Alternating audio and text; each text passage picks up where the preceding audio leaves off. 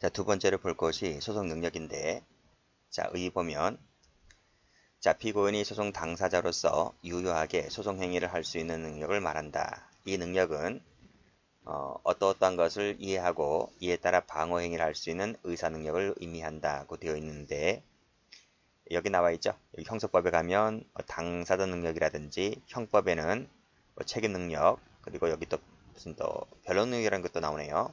뭐 여러 가지 능력이 있습니다. 그런데 좀 뭐 아시는 분들은 아시겠지만 이제 초보 수험생들은 약간 모르는 것이 있고 헷갈리는 것도 있거든요. 그걸 한번 적어볼게요. 행위 능력이라는 게 있어요. 이거 민법에 나오는 것이고요. 그리고 여기 적어놨지만 형법에는 책임 능력이라는 것도 있습니다. 그리고 지금 배우는 소송 능력이라는 것도 있고요. 뭐 어떤 차이가 있느냐 이런 말이에요. 자, 비교를 한번 해보면 이 행위 능력이라고 하는 것은 재산 거래를 할 수 있는 능력을 말합니다. 아무래도 민법은 이제 재산법이 많으니까요. 대부분을 차지하고 있기 때문에. 그래서 행위 능력이라고 하는 것은 우리나라 나이대로 치면 19세 이상자여야 돼요. 19세 이상. 여기 이제 성인이죠. 성인. 성인 나이가 되어야 요 재산 거래 행위를 할 수 있어요. 19세 미만이 했다고 하면 취소 가능합니다. 그래서 중고등학생이 뭐 시내 나가서 기타를 사가지고 왔다. 그 가게 상인은 미성년자인데 함부로 물건 팔면 안 돼요. 핸드폰도 팔면 안 돼요. 그래서 보호자를 데리고 가야 되는 거예요. 단독으로는 재산거래 행위 능력이 없는 거예요. 19세 이상은 단독으로는 가능하죠. 그래서 주민등록증 이런 걸 다 검사해 보는 겁니다. 이 민법에 나와 있고요. 요 책임 능력은 뭘까요? 형법에 나오는데 우리 형법에는 몇 살 때부터 책임 능력을 가지는가의 문제입니다. 우리 형법에는 14세 이상으로 보고 있어요. 자, 14세 이상자는 책임 능력자가 됩니다. 형법에서는. 그리고 지금 이제 배울 요 소송 능력이라고 하는 것은 땡땡 의사 능력이면 돼요. 의사 능력자. 이 의사 능력이라고 하는 것이 어떤 능력이냐면 시비 이 판단 능력을 말해요. 자, 무슨 얘기냐면 이 시비가 뭐예요? 시비, 옳고 그름을 말합니다. 그래서 옳고 그름을 판단할 수 있는 능력, 그게 의사 능력인데 보통 우리 대법원에도 판시한 바가 있습니다. 뭐 여러 가지 사례가 있을 것 아닙니까? 우리 대법원은 이 시비 판단 능력이 몇 살 때부터 생기느냐 하면 우리 대법원은 11세부터 13세까지는 적어도 생긴다 이렇게 보고 있습니다. 판례입니다. 그러니까 그 밑으로는 이 능력이 안 생기고 적어도 11세 이상부터이면 몇 학년부터를 얘기하는 거죠? 8, 9, 12 저학년이잖아요. 10, 11, 12가 고학년이고 그렇기 때문에 고학년 이상은 다 생긴다 이렇게 보는 거예요. 자, 그렇게 보시면 되겠고 말씀드렸듯이 소송 능력은 시비를 판단할 수 있는 능력, 의사 능력을 말한다. 이렇게 정리해 두시면 되겠습니다. 자, 의 됐죠? 그래서 밑에 가면 뭐 구별 개념 나와 있는데 다 필요 없어요. 전부 다 개무시하시면 됩니다. 자, 판례 갑니다. 자, 소송 능력이라 함은 자, 그 밑에 의사 능력을 말한다. 그치? 의사 능력을 말한다. 되어 있고 그래서 의사 능력이 있다면 소송 능력이 있다. 이렇게 봅니다. 일단 끊고 자, 반의사 불벌죄 아시죠?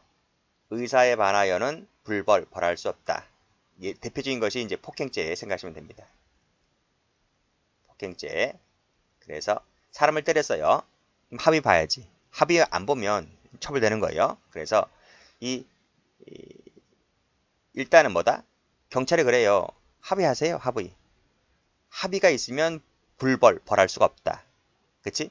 의사에 반해서 함부로 벌할 수가 없다. 이런 말입니다.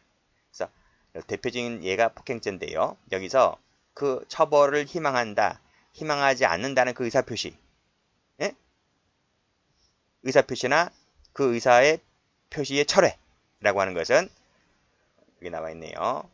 의사 능력자라면 단독 동그라미. 단독으로 할 수가 있다. 이런 말이. 됐나요? 올라가면 여기 11세 이상자라면 단독으로 할 수 있다. 이런 말입니다. 됐죠?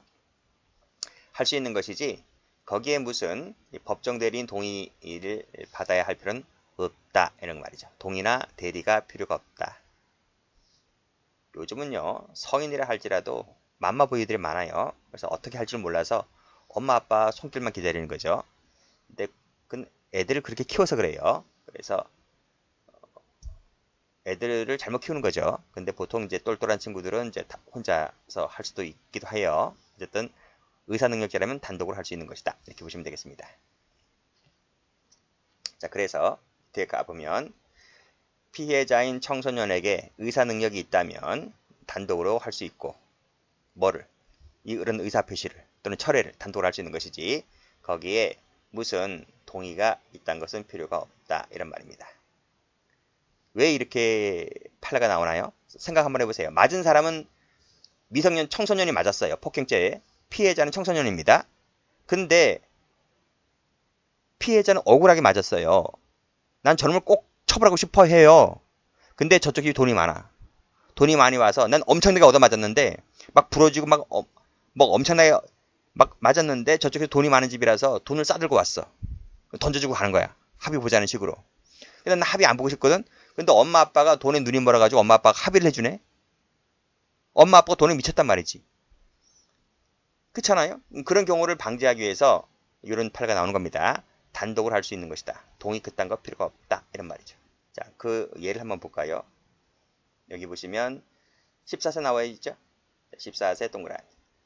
14세짜리는 밑에 보면 동의가 없었다 할지라도 혼자서 의사 능력이 있는 상태이기 때문에 동의가 없었다 할지라도 단독으로 할 수가 있다. 이런 얘기 참고로 받으시면 되겠네요.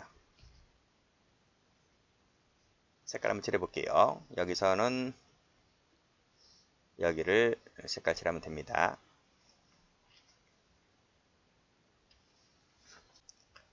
자, 소송 능력 흠결의 효과입니다. 자, 당연히 소송 능력이 없는 피고인의 행위는 당연히 무효라고 봐야 되겠죠. 자, 그런데 끊고. 자, 소송 능력이 없는 자의 행위는 무효지만 이 소송 능력이 없는 자에 대한입니다. 대한. 공소 제기라든지 공소장 부분의 송달은 유효하다고 봐야 되겠죠. 그래서 적극적 행위는 무효지만 수동적 행위는 유효다. 이렇게 정리하시면 되겠고 중요한 것은 조문입니다. 306조 1항 피고인이 사물변별 능력, 의사결정 능력이 없는 때 무슨 얘기죠? 사물변별 능력, 의사결정 능력이라고 하는 것은 줄여서 뭐다? 의사능력. 의사능력인데 이것이 없다고 했으므로 의사무능력을 말하겠죠. 자, 의사무능력 상태를 말합니다. 자, 이 상태에 있을 때에는 법원은 공판 절차를 정지해야만 됩니다. 그쵸? 이 사람이 제정신으로 돌아올 때까지, 즉 회복될 때까지 공판 절차를 정지시켜야만 됩니다. 이것이 의무적이죠. 할 수 있다 하면 틀려요. 의무적이다. 직권으로 하느냐? 그건 아니고요. 의견을 들어서 합니다. 누구의 의견을 듣느냐? 검사, 변호인, 의사의 의견을 들어서 하면 됩니다. 자, 그런데 정지시키지 않는 게 있어요. 예외입니다. 첫 번째, 유리한 재판일 때는 굳이 정지시키지 않습니다. 어떤 게 유리하냐? 자, 피고 사건에 대하여 무죄 판결 나올 때, 면수 판결 나올 때, 형 면제 판결 나올 때, 공소기각 나올 때, 그때는 이런 사유가 있더라도 출정 없이 재판할 수 있어요. 그 말은 정지시키지 않는다 이 뜻입니다. 두 번째로 의사무능력자 대리인데요. 자, 이 조문 약간 어려워요. 네, 보겠습니다. 형법에 9조에서부터 11조가 있단 말이죠. 9조, 10조, 11조. 요 세 개의 조문은 책임능력 규정입니다. 책임능력 설명드렸죠. 14세 이상자가 책임능력자라 했는데 그 조문의 적용을 받지 않는다 이 말이에요. 책임능력 적용을 받지 않는 사건입니다. 이게 있을 수가 있느냐? 형법에는 책임 능력 적용을 받지 않는다. 그건 없어요. 형법은 전부 다 책임 능력이 적용됩니다. 그런데 형소에서는 약간 다를 수 있다는 얘기죠. 이것이 형법에는 이런 얘기가 나올 수가 없지만 행정 관련 법규가 있어요. 행정 관련 법규. 그 중에서 다는 아니고요. 아주 극히 소수인데 이 조세범 처벌법과 같은 아주 극히 일부 행정법규 사건에 있어서는 이 형법상의 책임 능력 적용을 받지 않는 사건이 있습니다. 그쵸?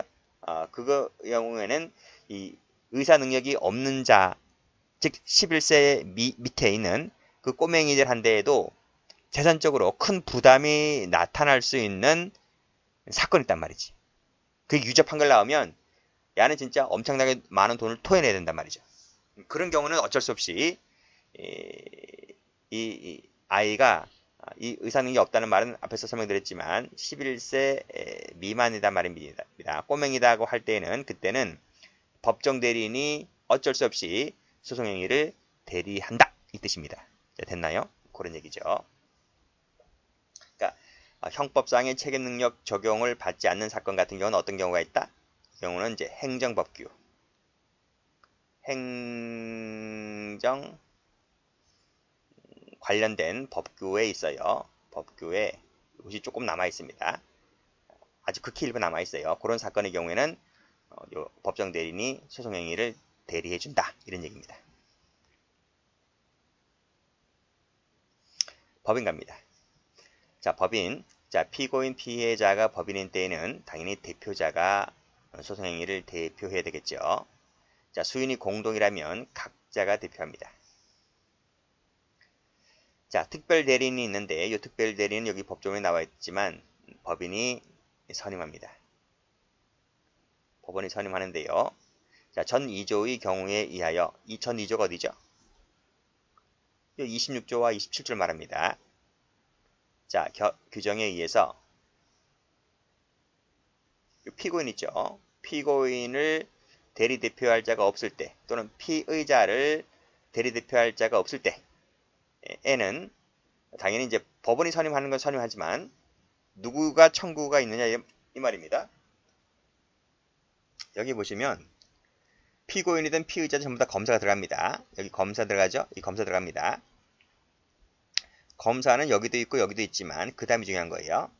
여기에 피고인은 공소 제기된 자이기 때문에 법원이 직권으로 선임할 수 있어요. 그런데 피의자는 아직 공소 제기되지 않은 자이기 때문에 그때는 이해관계인 청구에 의해서 선임한다 이런 얘기입니다. 그래서 직권과 이해관계인을 바꿀 수 있습니다. 그거 조심하시면 됩니다. 자, 전부 다 별표 3개짜리 조문들입니다. 기출된 적 여러 번 있기 때문에 정리를 해두시고 다음 페이지. 지위입니다. 첫 번째 당사자로서의 지위가 있고요. 다음 페이지 가보면 증거 방법 등등의 지위가 있는데요. 이 도표는 지금 봐도 몰라요. 여러분들이 전부 다 형사법을 다 끝낸 상태에서 나중에 막판 정리하실 때 한 번쯤 읽어보시면 됩니다. 읽어보시면 돼요. 자, 많은 권리를 갖고 있어요. 쭉 보시면 방어권으로서 쭉 많은 권리가 있다. 쭉 보시면 눈팅하시면 됩니다. 특히 이 고득체 중심으로 보시면 될 것 같아요. 나중에 다 이해가 되실 거예요. 지금마다 일일이 설명할 수는 없는 거고요. 됐습니다. 자, 근데 비교될 게 좀 있습니다. 자, 여기 기출인데 요 구속 적부심사 청구권 있잖아요. 우리 앞에 형사법 1에서 배우는데 요 수사 파트에서 나오죠. 요 구속 적부심사 청구권에는 피고인이 없어요. 누가 청구합니까? 여기 체포되거나 구속된 피의자. 이게 한 세트잖아요. 피의자나 변호인 한 세트고 그리고 법배 직형입니다. 그리고 가족동거인 고용주가 들어오죠. 어디를 보더라도 피고인 없지. 피고인 없기 때문에 구속 적부심사 청구권은 X다 이 말입니다. 재정신청권은요.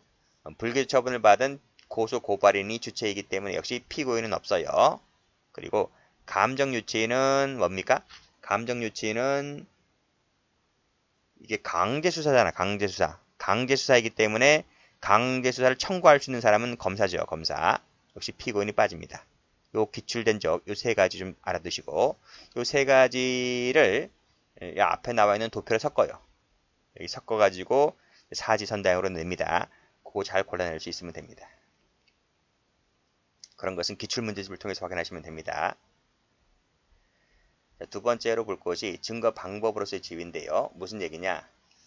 피고인은 당연히 앞에서 설명드렸듯이 당사자의 지위를 갖죠. 그런데 그 외에도 이 증거 방법으로서의 지위도 갖는다. 이게 무슨 뜻인가? 증거 방법이? 피고인이 범죄를 저질렀잖아요. 그 말은 피고인이 범죄를 체험했잖아요. 그 범죄를 저지른 그 사람을 끌고 와야지. 끌고 와서 물어봐야지. 그치? 너가 이거 저지른 거 맞냐? 너 그때 뭐 했냐? 그게 바로 증거 방법이란 말입니다. 그래서 실체적 진실 발견을 위해서 조사가 필요하기 때문에 증거 방법으로서의 지위도 갖는다. 이 뜻입니다. 그래서 형태를 보면 인적, 물적이 있는 거예요. 인적이라는 것은 진술을 말하고요. 진술을 들어보는 거지. 물적이라고 하는 것은 신체를 검증해 봐야 되겠지. 그걸 얘기하고 있는 겁니다. 절차 이딴 건 시험 나오지 않기 때문에 일단 무시하시면 됩니다. 자, 여기까지 하겠습니다.